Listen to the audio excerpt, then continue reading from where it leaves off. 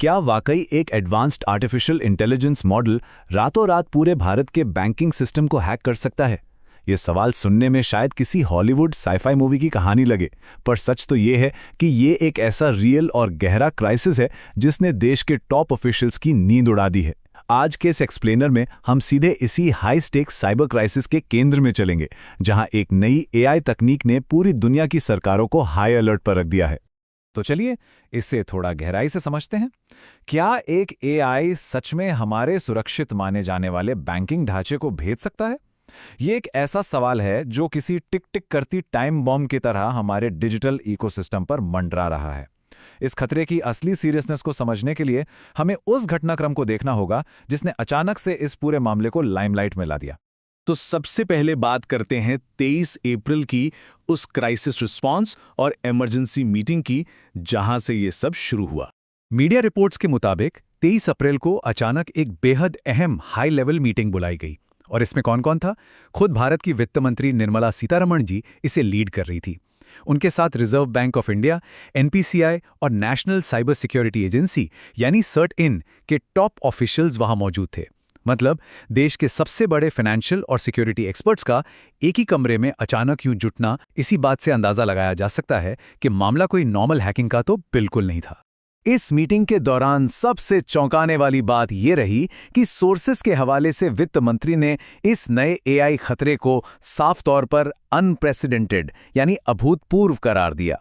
इसका सीधा सा मतलब है कि बैंकिंग और फाइनेंशियल संस्थाओं ने आज तक, जी हां आज तक, इस लेवल के साइबर खतरे का सामना नहीं किया है।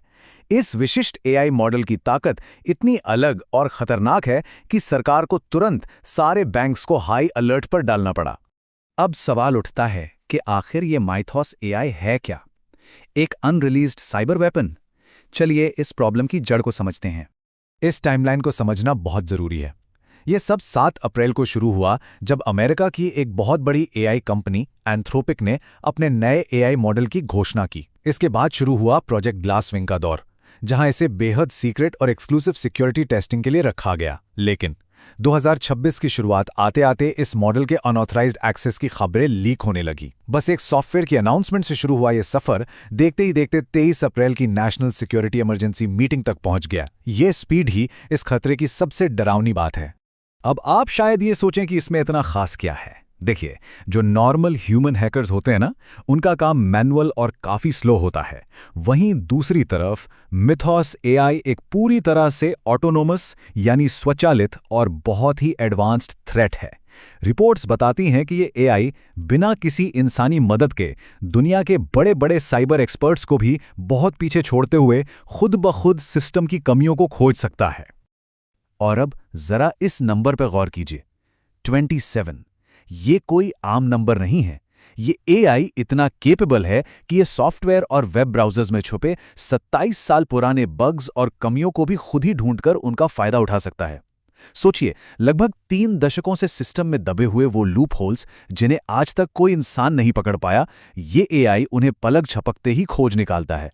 सच में माइंड ब्लोइंग है ना? लेकिन ये इतना ताकतवर हथियार एक कंट्रोल्ड एनवायरनमेंट से बाहर कैसे आया? चलिए फोकस करते हैं द ग्लासविंग प्रोजेक्ट लीक पर। कंपनी एंथ्रोपिक को शुरुआत से ही यह अंदाजा था कि माइथोस एआई आम पब्लिक के लिए बहुत ज्यादा एडवांस्ड और खतरनाक हो सकता है।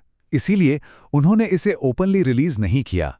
इसके बजाय प्रोजेक्ट ग्लासविंग के अंडर इसे केवल कुछ चुनिंदा संस्थाओं तक ही लिमिटेड रखा गया, ताकि वो सेफली अपने सिस्टम्स की सिक्योरिटी चेक कर सकें। बेसिकली ये एक क्लोज डोर एक्सपेरिमेंट था। पर 2026 के इस लीक के नतीजे सच में विनाशकारी हो सकते हैं।